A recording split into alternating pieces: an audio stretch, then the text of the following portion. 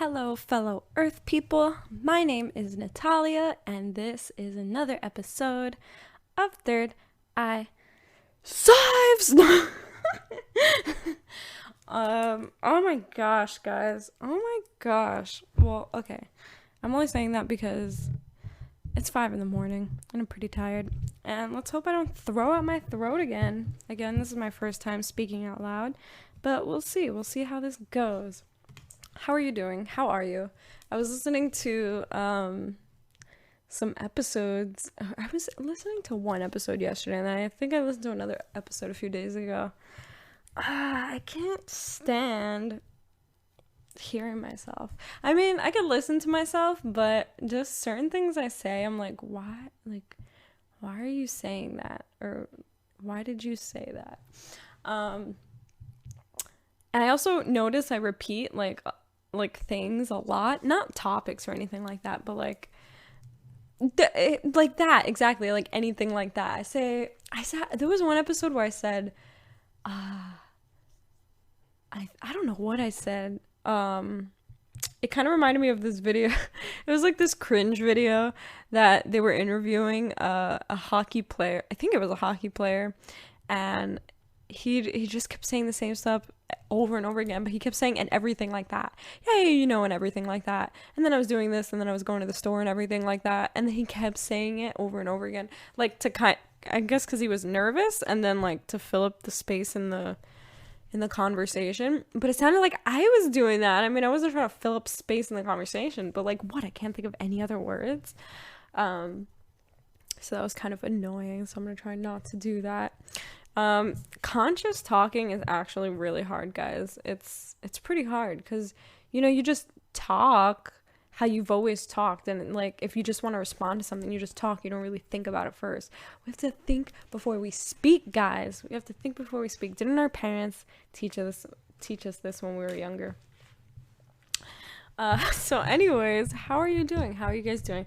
It is time for your weekly checkup. Have you been checking in on yourselves? Do you guys check in on yourselves every day? Because I don't. No. Actually, I do. I make sure I get certain things into my day. Also, excuse any noise that is in the background. My cat is like crazy today for some reason. Well, I mean, I don't know. I feel like I just got her spayed last month. Well, a little less than a month ago, but almost a month. And, you know, you would think that would calm down the cats, but I feel like it just made her crazier. Like, literally, she just got out of the litter box, and now she's, like, running everywhere. So anyways, I check in with myself to make sure I do certain things in the day. And I think we're going to be talking a little bit about that too today. So yeah, are you guys checking in with yourselves? Or, I mean, if you can't do it every day, at least do it now with me. So, how are you taking care of yourself? Are you drinking water? Are you eating healthy? Is that a thing that you do? What is considered healthy for you? Are you going? I was gonna say, are you going to the doctor and the dentist for your checkups? Because that's a very important thing, guys. I haven't gone to those for years, and it's all catching up. It's all catching up, guys. So this is an important thing, and it's so funny because, you know, you don't think so. You're like, man, whatever. Like I'm fine. I don't need to go to the doctor. And that was literally me for years. And then now I'm at the point in my life where, like, I'm overdue for so much stuff that it can be dangerous.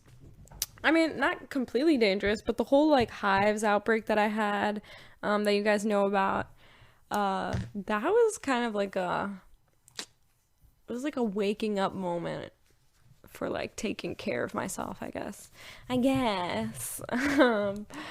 So yeah, that's been stuff I've been doing recently. But that is very much part of self-care. So I'm drinking enough water every day. Every day there is an 8x8 rule. You're supposed to drink 8 8-ounce glasses of water per day. at least. But then I also heard that it depends on your body weight, but I think that's pretty much the standard. So 8-ounce glasses is basically 4 16-ounce glasses, which is what I have. I have 16-ounce glasses. So if I just drink 4 of those a day, I think I'm good. I think I'll survive. Haku!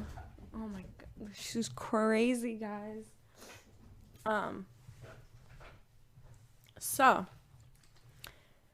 you drinking that good enough amount of water? There you go. And then, are you eating healthy? Are you eating organic? I heard organic is like spiritual wise. Okay, so spiritual wise, I watched a lot of videos of people who are kind of up there on their spiritual journey, and they always talk about getting things organic. There's this one guy I watch named Ryan Cropper. I've been watching him for years.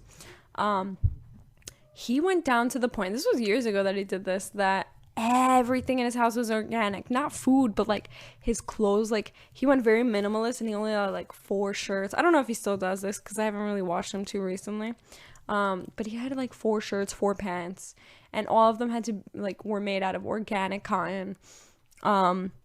All his food was organic. Everything he practically bought, and his bed sheets, all of that were organic. And there's a complete reason for this. And I think it has to do with the way energy runs. So I feel like if it's not organic fibers in the clothing or bed sheets, the energy might be constricted, like your own energy might be constricted by the clothing. And this might be that actually might be true, because when you look at the scientific reasoning, or not scientific reasoning, but like scientific I guess reasoning, I don't want to use that word. It's not the right word. I can't think of the word right now. But sorry, the thing that Hindu women wear, it's so a traditional sari, I believe. I don't know if the stitched saris are considered saris. So I don't know. I don't know if there's a sari and then there's another type, kind of like kimono and yukata. I thought that those were two in the same. Like, I thought they were the same thing. Because you always hear of kimono, but you don't really hear of yukata unless you study Japanese culture and stuff like that. See, and stuff like that. That I need to stop saying. But so if you study that, then you know that there is something called yukata, and it looks like kimono, kind of, but it's more casual than kimono. I think kimono is more traditional, and for like dressy events, I guess, or going to temple. I think you wear yukata to temple. I think you wear both. I don't know. So anyway, sari is like a 9-foot cloth, like thick, long, like scarf cloth that you just wrap around your body, basically. And it's unstitched. And the reasoning for this is because stitching actually constrains the energy that flows through your body. And then it's like, it's tied in certain places because like it all has to do with the energy in your body and like your health, basically. Like, there's a scientific method to it or whatever. So I feel like that could very much be a thing, like, you know, with clothing constricting the energy. So yeah, anyways, I actually forgot what I was talking about. Don't judge me, guys. It's 5:25. So anyways, what we're going to be talking about today is cultivating a spiritual practice.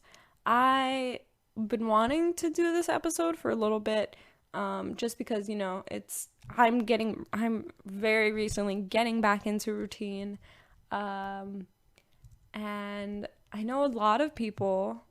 I've had people reach out to me asking how they can start on their journey. And I guess, like, actually diving into it, you know, I think cultivating a spiritual practice is essential, guys, especially if you're trying to, you know, evolve spiritually, but like a lot, not like a lot, like I don't know how to, I guess so, yeah, I guess so, a lot. Like, okay, so there's the difference between like people who just want, like, I don't want to say people who just want to be spiritual, but people who are interested in spiritual things. Okay, let's say that people who are interested in spiritual things, I don't even, what the heck is considered a spiritual thing? I hate labeling things spiritual, because what the heck is that? So like, I guess crystals, astronomy, I mean, astrology, astrology, what else? Tarot, tarot. I don't know whatever else things you people do. I know you people. I don't know. That's just what I feel is mainstream. Plants. I don't know. Plants are pretty spiritual. So, anyways, there's the people who are interested in spiritual things, and then there's actually people who want to attain self-realization through spiritual practices. So cultivating a spiritual practice is very good for self-realization, to attain self-realization. What is self-realization? Before we get into anything, what is that? Self-realization, let's define it on Google. Realizing the self. No, that's not what it said. That's just what I'm guessing. Self-realization, realizing the self. Realizing the self is one with everything. I don't know. Self-realization. Fulfillment of one's own potential. Oh, I guess. Self-realization is defined in Eastern religions as a solid understanding of oneself. Someone who has reached self-realization has a sense of unity with God and has divine potential. A person who has a self-realization is considered the gateway to eternal happiness. What is the difference between self-realization and self-actualization? That's a good question, guys. In psychology, self-actualization means why does it have to be a man? Means a person's aspiration to achieve goals and fulfill their potential. Self-realization, on the other hand, is to know oneself. The point is, both these terms mean the goal or motivation that drives us. Self-actualization means a person's aspiration to achieve goals and fulfill his potential. I guess. I don't like definitions, guys. We need to get rid of definitions. And then once we get rid of definitions, we can get rid of the entire human language. And then we could just make sounds and telepathically communicate. So, getting right into this episode, I hope you guys are well. Thank you for tuning in. If you've never heard this podcast before, this is a podcast where we're trying to attain self-actualization, self-realization, okay, guys? So, that is pursue, I forgot what it was already. Realizing, fulfilling one's potential and goals, and also, realizing its unity with God and divine presence, I guess. So, thank you so much for listening, and let's jump right in. Okay, so first and foremost, I do a weekly card reading. I actually wasn't gonna pull a card today, so sometimes I don't pull cards. I wasn't gonna do a reading, but I decided to do it anyways. And the card that I pulled, well, I'm pulling from The Universe Has Your Back deck, as probably always, by Gabrielle Bernstein. And I just love this deck so much. So the card that I pulled says, and it's these two little owls, and they look like they're sleeping when it's nighttime, which doesn't make sense. But they're cute anyways. And it says, when I lean on the faith of the universe, peace becomes real. When I lean on the faith of the universe, peace becomes real. This is so true, guys. When I lean on the faith of the universe, peace becomes real. People feel like peace is not attainable. Like, oh my gosh, look at the country the way it is now. How will we ever blah, blah, blah. If you lean on the faith of the universe has a natural way of balancing things out. If the entire world was unbalanced, then the world would balance it, because that's just what the world does. That's the nature of things, right? It's the beauty of things. It's like in the Tao, they say when the people become, what's the exact word? When the people become, crazy, basically. When the people become crazy, I don't even know what verse it is. When the people, okay, I don't know. Let me see. I just want to see if I freaking find it. Yeah, I don't know. Okay, so basically it's like when the people become crazy, then royal ministers will appear. And it's basically just saying when one thing happens, the other will come to balance it out. I still can't find it. So that's that. Okay.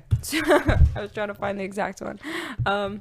Basically though, that's the beauty of the Tao. That's basically what the Tao Te Ching is. It's saying it's bringing the attention to you that there is some sort of balancing nature to things. And that's why we're in such a dualistic type of reality. So when things get bad, there's always going to be something to balance it out, whether you realize it or not. And I feel like that's what this is saying. When I lean on the faith of the universe, peace becomes real. So if we're so concerned about, this and that, and oh my gosh, and what are we going to do now, and all of this crazy stuff, you're obviously having no faith in the universe. And this is why I can't understand. And I guess I could understand, because a lot of people's devotion, I don't really want to say devotion, but devotion or mindset or reality, they say that they fully trust the universe, or they trust that this, like, they trust the Tao and they trust the balancing nature of things, but then they still worry about these things, which means deep down they don't truly have that faith, well, to my understanding, because if you truly had faith in the universe, you wouldn't really worry about too much. Whatever is going to happen is going to happen, and I have faith in the universe that whatever will happen is meant to happen. And I don't know, that's just how I feel. So anyways, the universe has a way of balancing things out. So peace is completely real. It says peace becomes real when I lean on the faith of the universe, which means peace was never real for you unless you put your faith in the universe.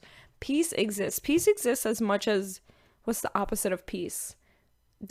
Destruction, peace, disruptiveness. That's the only thing I could think of. That equally exists as well. So it's not a matter of peace becoming real. It is real. It's just it becoming real in your reality because you're allowing it to be. If you don't allow peace to be real in your reality, then it's never going to be real in your reality. You're not going to see anything as peaceful. You're not going to see peace ever being attainable or achievable. And you're going to have some problems on the way. No, I'm joking. But yeah, you're not going to see the true value in things.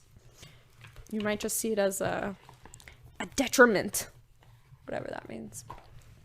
Okay, so that was the card, guys. That was the card. So now we're going to be getting into cultivating a spiritual practice. Now, why do I say cultivating a spiritual practice?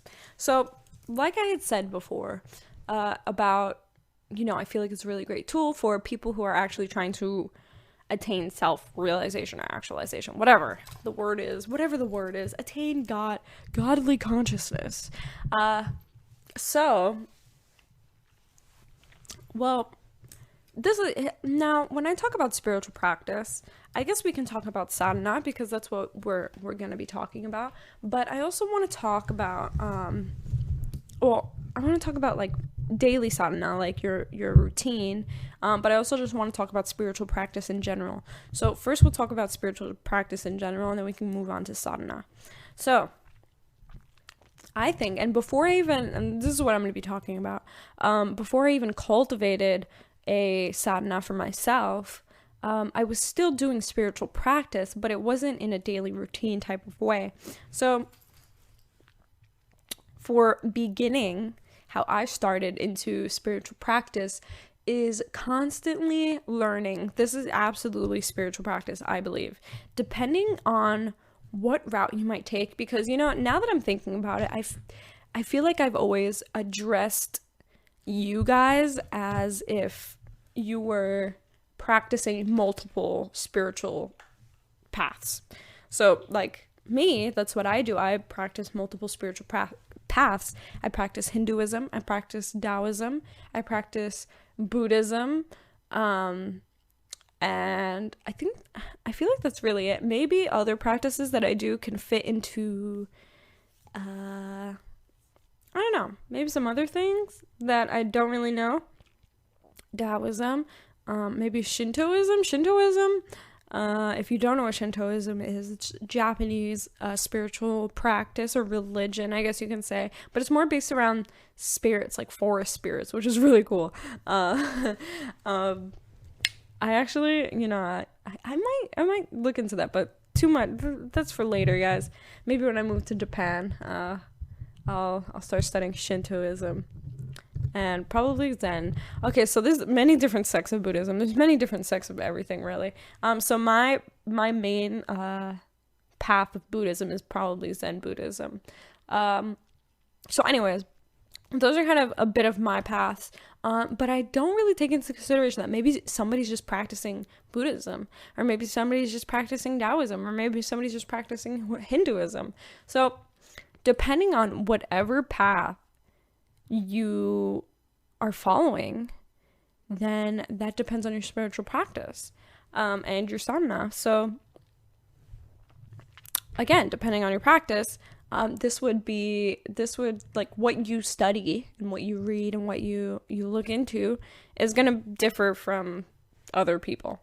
So part of your spiritual practice would be, I say, study. It's not like study, but it doesn't have to be study where you're, sitting there writing notes and all that, but definitely reading. Okay, so my journey kind of started with YouTube. It was more visually entertaining and to kind of grab my attention and kind of entertain me with it for a little bit so that I can grab, like, my own interest can latch on, and then I could just want to keep diving further, whether it's a video, a book, or somebody talking to me.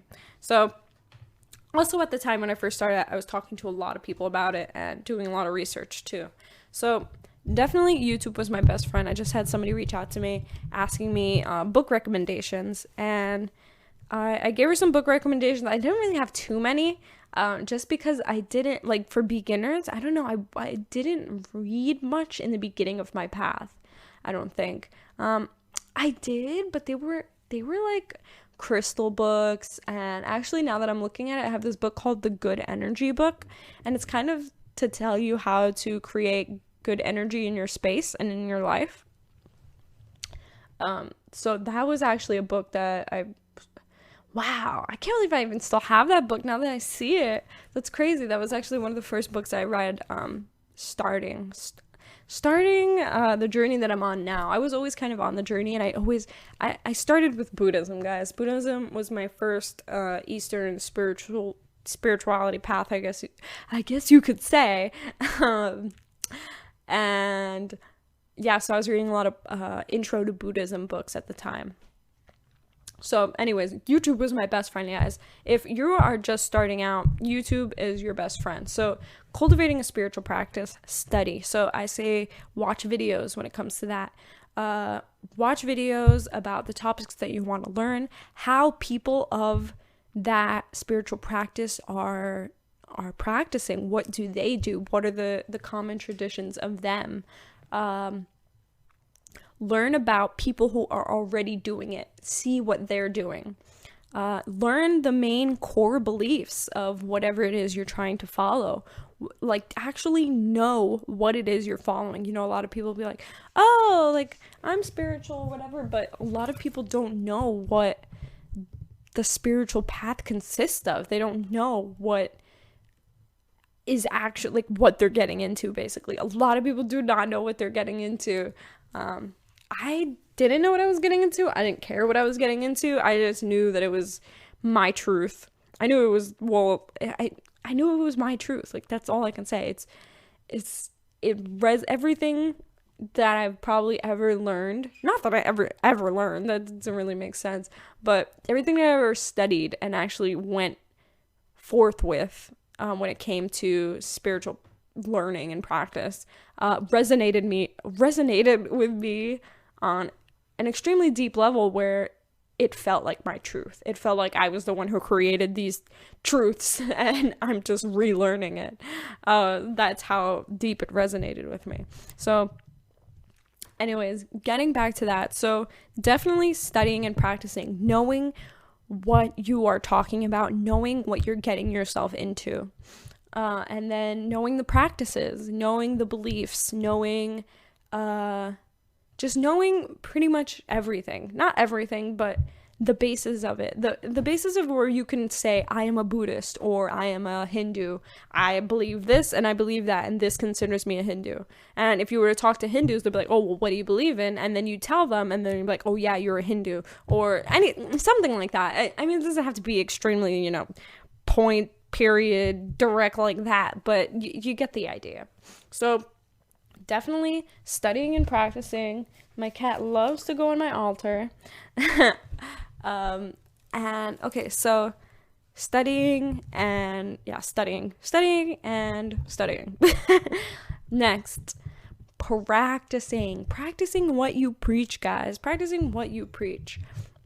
This is kind of when we go into, spiritual practice, right? Practicing what you learn. So once you actually learn what it is that you want to follow, what it is you want to do, I would suggest looking into how to start practicing whatever it is. So be it Buddhism, Hinduism, Jainism, Sikhism, anything, Taoism. What's another? Shintoism? I'm trying to think of another Chinese one. I know there's I guess Buddhism. Yeah, I guess Buddhism. Or it could even be, we mostly talk about Eastern spirituality and philosophy here. If you're looking to, you're in the wrong place if you're looking to become a Christian or a Catholic, because honestly, I have no advice for you guys. It's just, I'm done. I never read the Bible. Well, I've never read the Bible. I've learned about it though. There's a YouTube channel called The Bible Project, I believe, and it basically goes through. There's the Old Testament, the New Testament. It goes through both the books, like each and every single chapter, like the stories. And I've learned about probably the first 5 chapters of the Old Testament.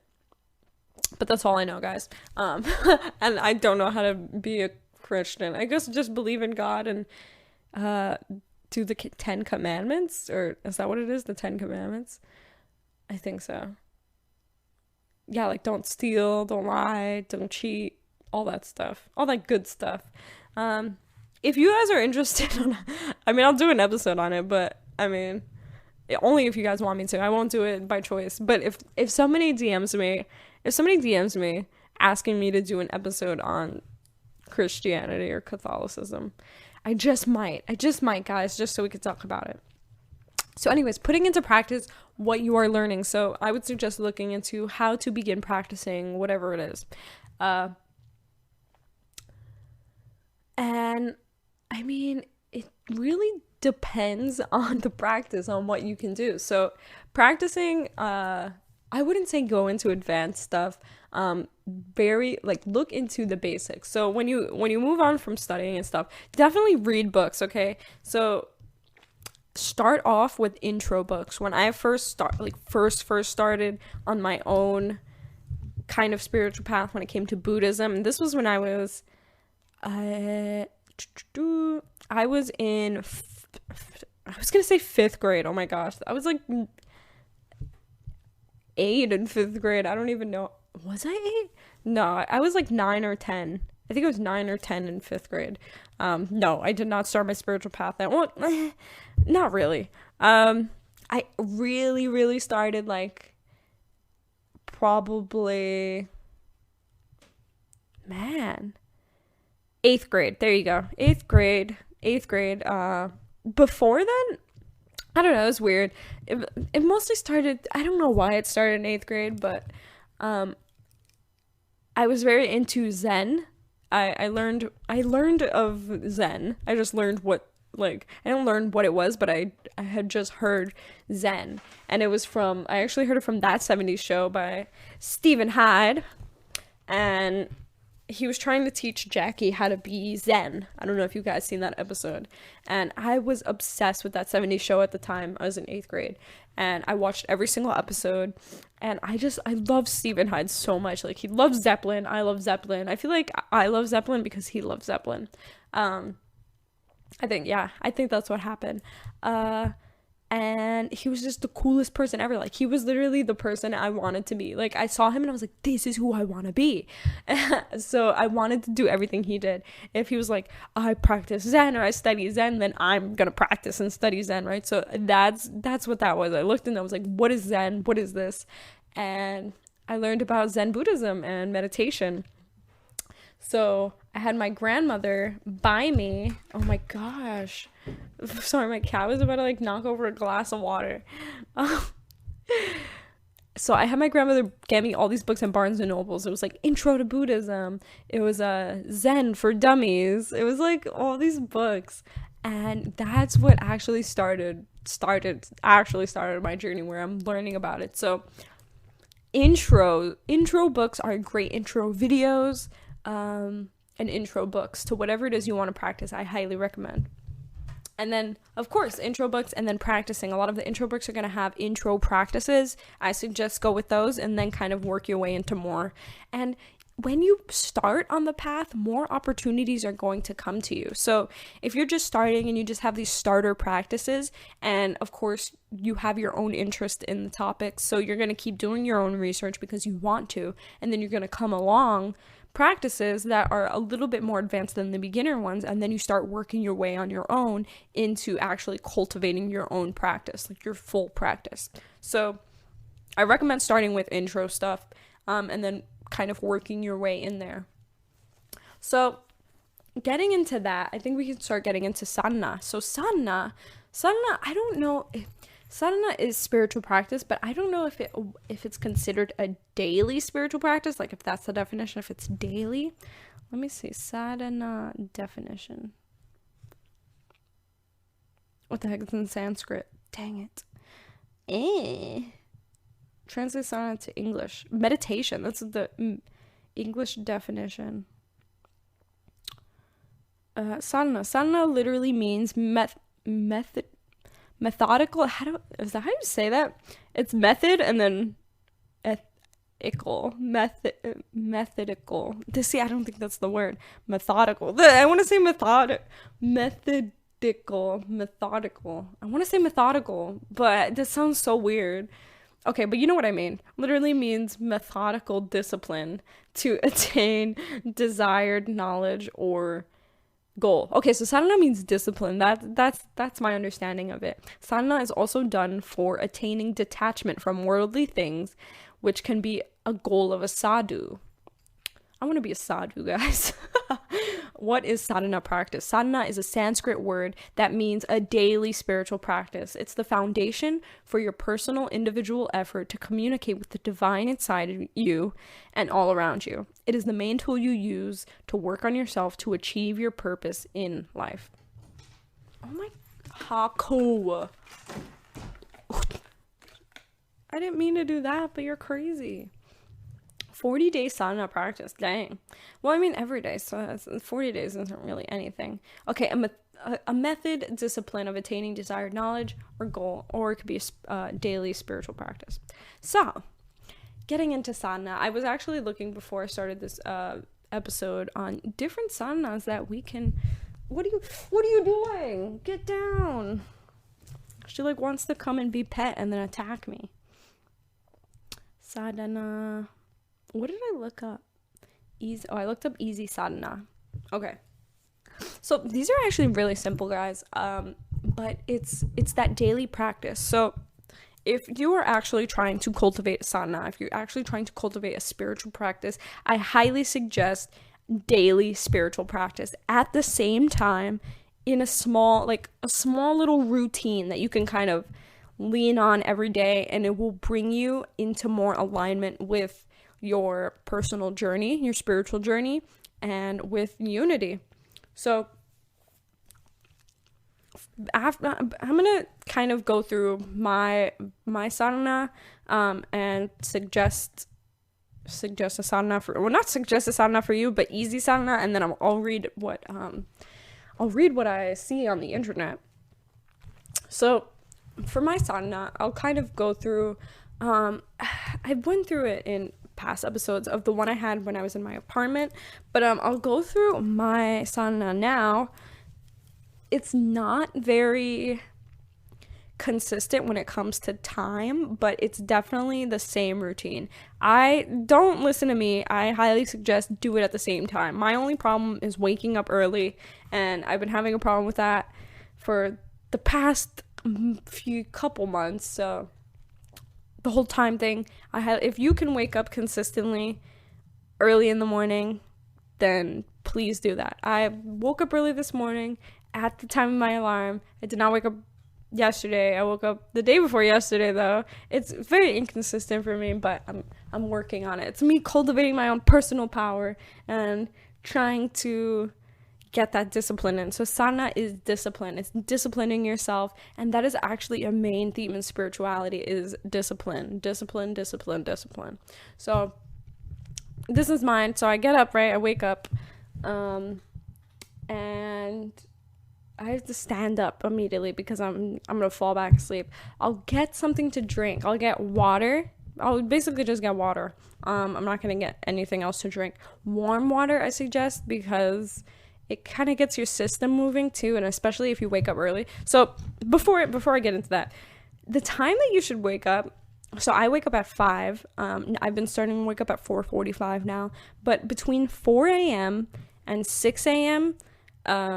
Is highly suggested in yogic sadhana, yogi tradition, that this time period 4 to 6 is actually a very auspicious time and the best time to do sadhana or spiritual practice, just because of there's a certain stillness and quietness to the atmosphere, and everybody's kind of awake, so the energy is very still. It's not very chaotic, and it's very easy to concentrate. 555 as soon as I say that. So highly suggested to wake up between 4 and 6 a.m. to start your practice. So I wake up at 5, and I'll get something to drink. Warm water, not hot water, but room temperature water. Then what else? Okay. What do I do? Oh, I get a caffeine drink. So right now it's kind of weird because I'm trying to go based off of my doshas. Doshas is a practice, not a practice, but it's something you learn in Ayurveda. Ayurveda is an ancient healing, and like a healing practice, I guess, in India. It's very old. I'll do a whole episode on it, but anyways, I kind of do my routine based off of my dosha. which is tridosha. I believe I'm getting consultation from a certified Ayurvedic practitioner actually today. And she's gonna do, so I did like intake paper, and then she's gonna do another evaluation on me today, and then I'll get my results afterwards. So, but from the test that I've taken, because you can take tests online, like what is my dosha, and I kept getting tridosha, so I'm kind of doing a daily routine off of that. And it says to drink something with caffeine. It could be a cup of coffee or tea. And then, but you have to do this before a certain time. And then I'll go into asana practice. So I'll drink something, and then I kind of have to wake myself up first, because I can't really do anything when I just first wake up. Like the only thing I'm thinking about is going back to sleep. So I have to get something to drink, and I usually put on a video to start stimulating my mind. So usually it's a lecture by a guru or a swami, and it's just him talking about, like, I don't know, God, something. But whatever it is, it's something that, you know, I'm going to be learning from, but also calms me and brings me into that space. So that's the first thing I do. I grab something to drink, and then I put something on and I start watching it. And then once I realize that I'm, you know, drinking, I'm like, okay, I think I'm a little awake now. Then I read. So right now I'm reading, what is it? It's so funny that I'm actually, I think I put it. Okay, well, it's not here, but it's actually called Cultivating a Spiritual Practice. Okay, I can't find it right now. It's actually called, well, I don't, entering the sacred space, something like that. I'm just trying to guess, honestly. I don't know what it's called. It's like something about sacred space, or I don't know, but it's about cultivating a spiritual practice, and cultivating a daily spiritual practice, which is so funny. It's so funny we're talking about this. Cultivating a spiritual life, or something like that. How to create a spiritual life for yourself, or something like that. I don't know. And it's basically just going through certain principles. I'm not even halfway through yet. But I'm in the half point of the beginning half. So what, a quarter? I got a quarter done. Yeah, there you go. Got math up in here. No, I'm joking. Oh my gosh. I make myself laugh. Do I make you guys laugh? I honestly don't know. So yeah, anyways, I read a chapter a day at least. So I want to say I read more. So that's why I say I read a chapter at least, because if I have time later on the day, then I'm gonna read. But I have such a busy schedule.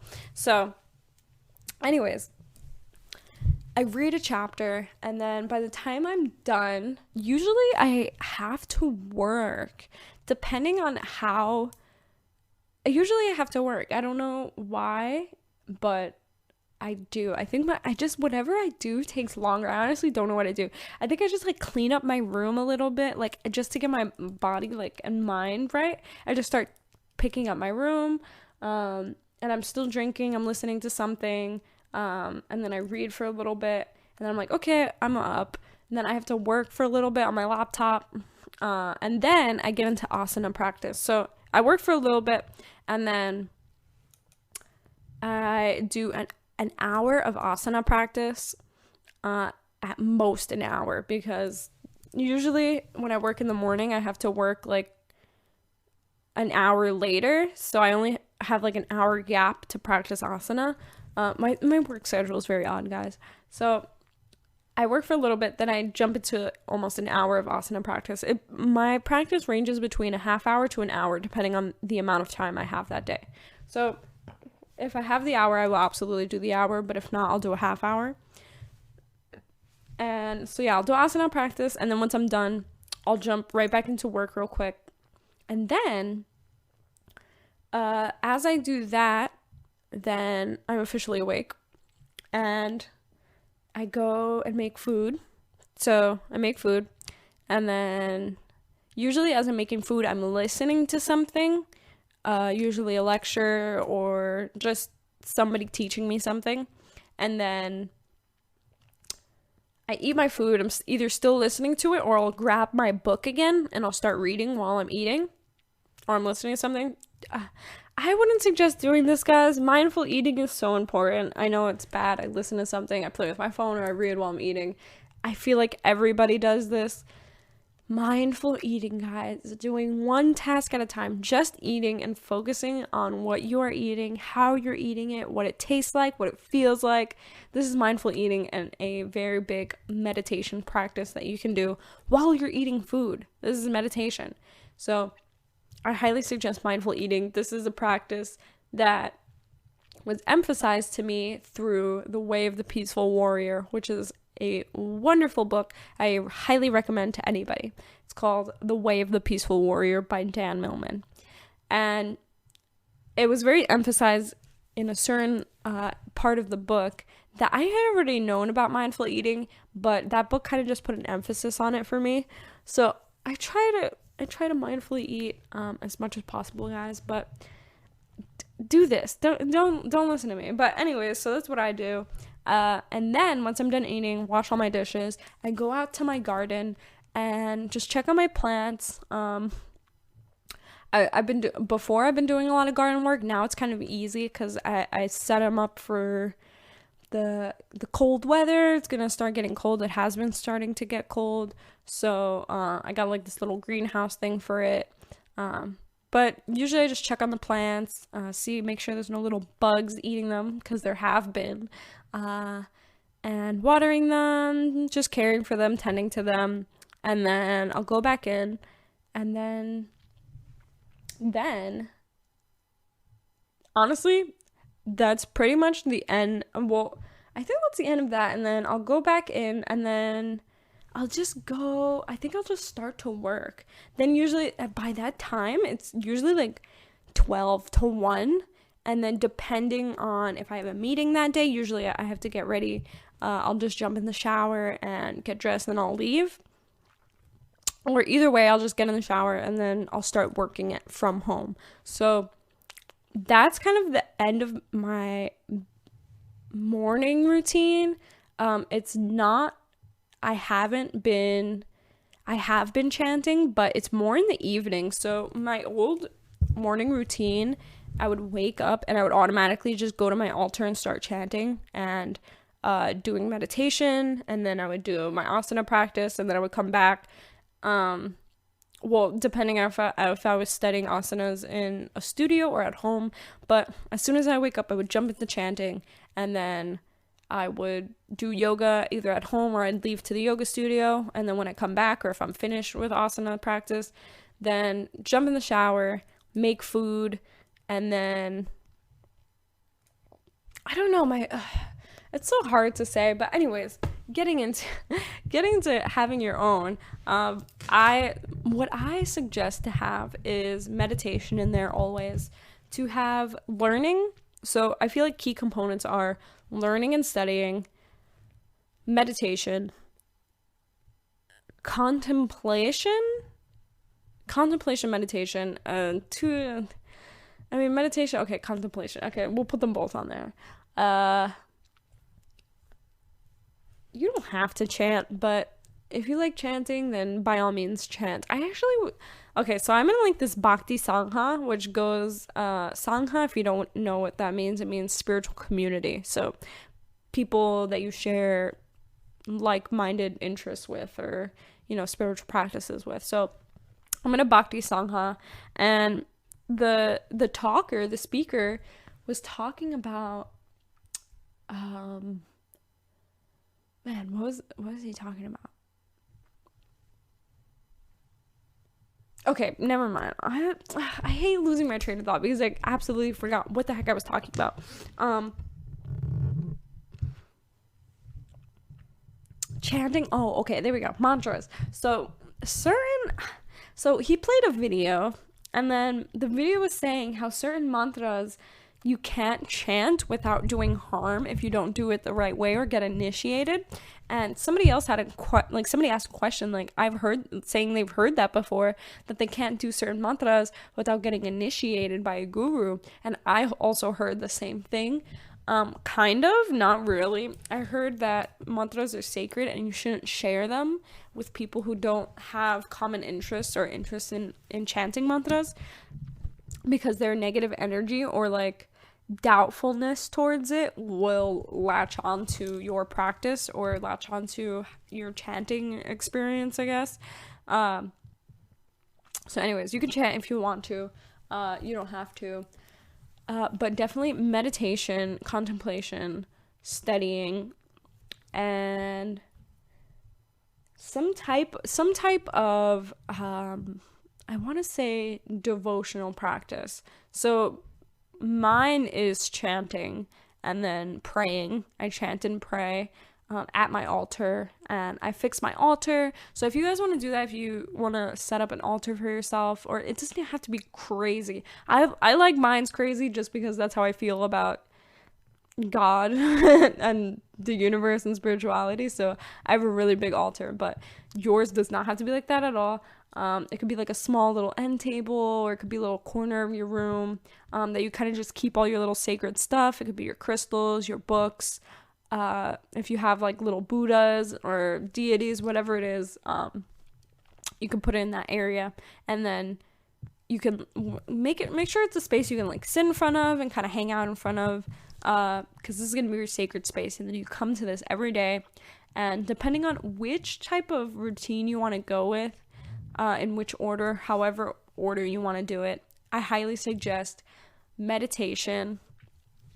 Contemplation, when contemplation I mean is contemplating on the divine, thinking about the divine essence, thinking about source, thinking about the universe, thinking about your connection to the universe, thinking about your connection to everything around you, to nature, to other people, to God. Think about all the experiences that you've had that you would consider a spiritual experience.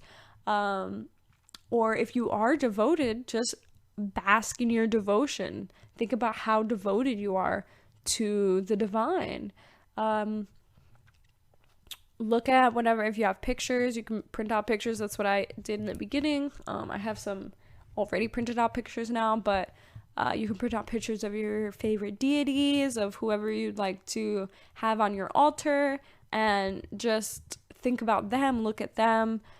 Clean the frame up, just acts of pure loving devotion to whatever it is that you're doing at the moment. And then studying, reading some books on whatever it is you want to practice. Journaling, absolutely. Journal, write whatever it is, however you feel. Again, chanting, if you have malas, japa malas. And then asana practice. If you practice yoga, if you practice asanas, then go into your asana practice. Meditation, go into meditation. Pranayama, if you do pranayama. However order you feel is best. So asana practice. So sadhana I said, or puja. Puja is kind of like a daily ritual. It's like a daily Hindu ritual. It's basically like sadhana, but puja is like this whole step. It's kind of like methods or like a whole process that you go through in the morning.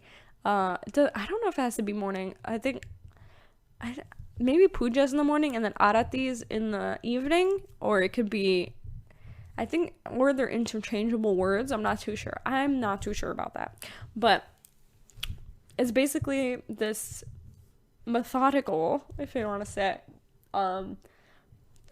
process that you do, and you have to like praise the deities, clean like the little figurines of chant certain mantras, pray. It's a whole thing. So they say that you have to be clean before you do this, because you have to wash away all of your impurities. So if you want to do this, then the first thing you want to do in the morning is take a shower. So as soon as you wake up, get in the shower, get clean, wipe all that crap off, and then you can jump into your sadhana. And it can be, they also say to do this before asana practice too. It never really made any sense to me to shower before I'm going to do yoga, because I'm going to sweat during yoga and then I'm going to be dirty again. but I understand it from going into asana practice, because for me, asana practice is spiritual practice, is spiritual devotion. A lot of people don't see yoga this way. If they go to a yoga studio, they're just trying to get a workout and stuff. But I've always saw it as a spiritual practice, or a form of prayer, because that's really what it is. So if you want to take a shower first, get into that, and then so shower first, then getting into it, asana practice, pranayama, meditation. I also heard pranayama, you're supposed to shower before. All of this, they always say shower before, just to get the impurities off of you, and to come and sit at the divine's feet, nice and clean and pure, in your best clothes, or I don't know if it has to be your best clothes, but clean clothes, and just ready to serve.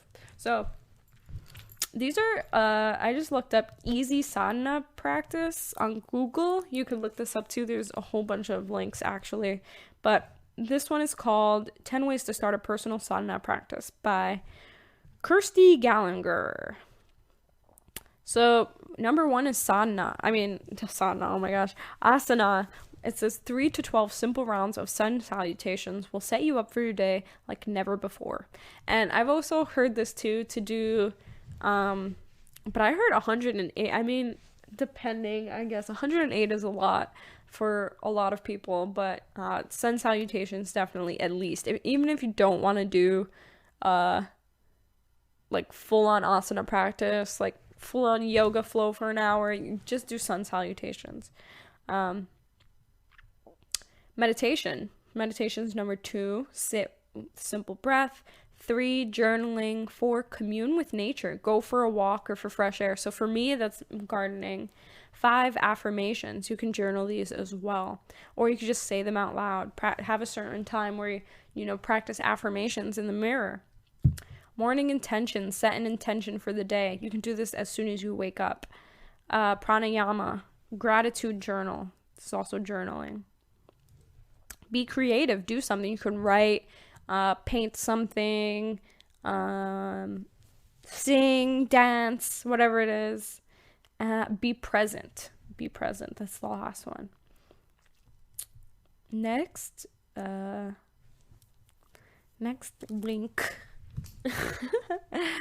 5 simple tips to start your practice. Find out what motivates you. Understand that comfort is the key to harmony. Determine when you should start your sadhana practice. So this is like time periods. This is because... Okay, wait. It's recommended to start sadhana during the first days of the new moon. Additionally, it's important that you practice before sunrise. This is because the periods of time from 4 to 7 a.m. and from 4 to 7 p.m. are the most difficult. What? This is because the period... Okay, these are called the twilight zones. At 4 a.m. and at 4 p.m., the sun touches the earth at an angle of 60 degrees, affecting your latitude and longitude. Within these hours, every person has to be himself, self-sufficient, self-controlling, and self-unifying. If you can control yourself during... What?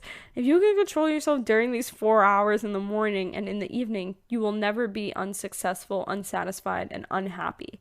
Everything in our life has its exact time and place. What the heck? That sounds crazy. So the 4 hours in the morning, so 4 to 7 a.m. and 4 to 7 p.m. are the most difficult times. They're just the most difficult times. It doesn't even say periods of time that are the most difficult to practice, I guess. That sounds crazy. So then you're training your mind in the most difficult times. That sounds crazy, guys. Okay, maybe you guys could do that. Be grateful, pay close attention to your diet. That's actually really important. Non-violent diet, guys. Non-violent diet. How do you expect to get anywhere, really, if you're still consuming a diet that involves violence? And this could actually go through a lot, because also vegetarianism is pretty violent. Even picking fruit off of a tree, guys. Even picking fruit off of a tree. Okay, so maybe there aren't that many links. Or how to start, maybe this one.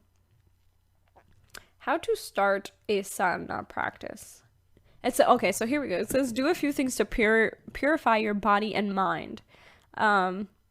So it says move your body, sweat, eat an alkaline plant-based diet, eliminate alcohol, recreational drugs, and practice Kundalini energy. Kundalini yoga. So I've heard a bit about Kundalini yoga from my teacher, and I wouldn't suggest doing Kundalini yoga, but if you want to, you can. Create a sacred space. That's what I said about the altar. Just create a little certain area you can go to. Get ready before sunrise. For thousands of years, yogis have been getting up before sunrise to do their sadhana because the time of day is considered to be sacred and infused with a sense of stillness and quietude. The guru who wrote this or whatever, suggests taking a cold shower as soon as you wake up to cleanse yourself, improve your circulation, and become alert. Then next, it says do yoga. So this could be your sun salutations. Next would be meditate, and I heard this a lot too. Right after asana practice, okay, so I've heard this. Right after asana, right, you're very active, so your mind is active. You're going to want to go into chanting. So since chanting is still kind of an active thing, but it puts you in a meditative state. Also, asana does too, but you're still kind of awake when you get out of asana practice. So practicing asana, yoga, and then going to your altar and starting to chant. If you don't want to chant, then go into meditation because you're already kind of calmed down, so you can get into a meditative state like this. So meditate for as long as you possibly can. I suggest to do it until you just snap out of it, until you wake up. But if you are on a time schedule, as I am, as most people are who work in the morning, then you can set a light timer. Not like something's gonna be like, but like, I don't know, something soft and nice. And then it says find the right motivation.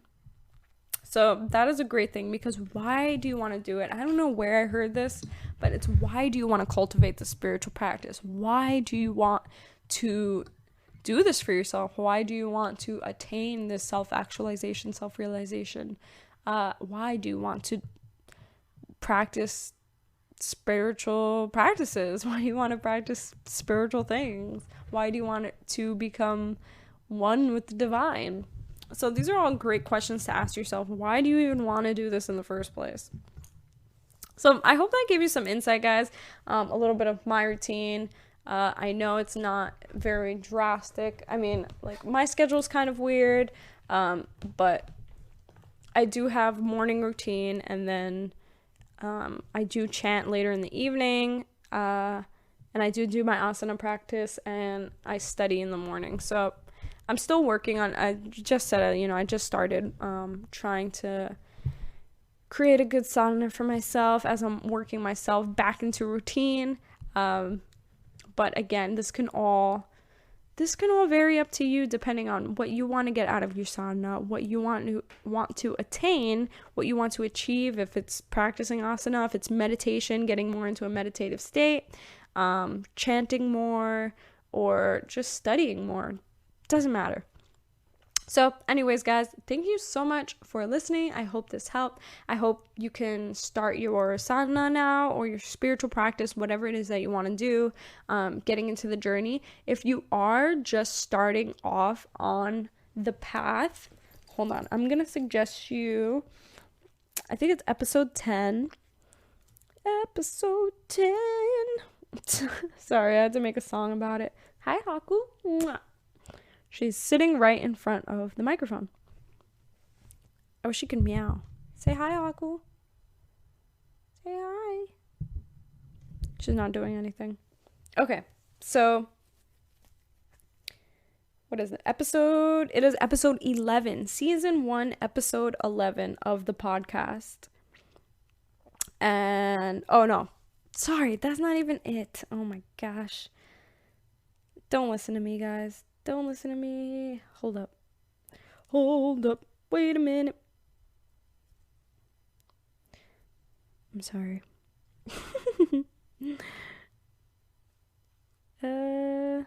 Episode 17. I knew it wasn't episode 11. I was like, that's too early in the season. Episode 17, guys. If you are starting off on your spiritual journey, check out that check out that episode, and then you could follow up with this one. I mean, you already heard this one, but kind of pretend that you heard episode 17 first. And also the one that I mentioned before, episode 11. I think it's season 2, episode 11. That seems too soon for me. But I guess I just didn't write season 2 on it. I don't. Actually, no. It could make sense because, you know what? Episode 17 is still season 1.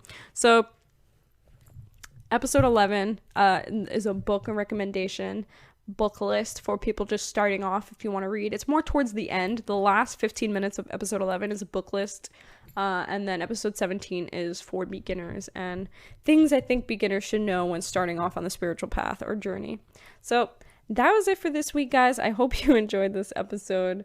Feel free to reach out to me on Instagram. My Instagram is Natalia of Earth, Natalia of Earth, and I have a blog if you want to check that out. I write blog posts every Monday and sometimes randomly during the middle of the week. It's the writings of natalia.wordpress.com, but you can find that link on my Instagram as well. I also finally just got the vision board video up. If you guys want to see that, it's on YouTube. My YouTube is World of Natalia. All of these links are on my Instagram or on my website, which is the blog. But World of Natalia, if you want to check that out on YouTube. I just did a video on making a vision board that took me over a month to actually create the video because I've been having so many freaking editing problems. It's not even funny. So thank you for your patience, guys. Don't really expect another video anytime soon. I'm gonna start trying to work on a writing project. So if I put any videos up, it's not gonna be anything crazy. Just probably something I want to put out there. But I'll probably be live streaming maybe more now. And I'm gonna be working on some projects. So anyways, thank you so much, guys. I love you. And I hope you enjoy the rest of your week. And I hope everything that good that's ever supposed to happen to you happens to you, honestly. I really do. And I'll close this off with a verse from the Tao. This is from verse 19. I like this verse. Give up sainthood, renounce wisdom, and it will be 100 times better for everyone. Give up kindness, renounce morality, and men will rediscover filial piety and love. Give up ingenuity. There you go. Give up ingenuity. Renounce profit, and bandits and thieves will disappear. These 3 are outward forms alone. They are not sufficient in themselves. It is more important to see the simplicity, to realize one's true nature, to cast off selfishness and temper desire.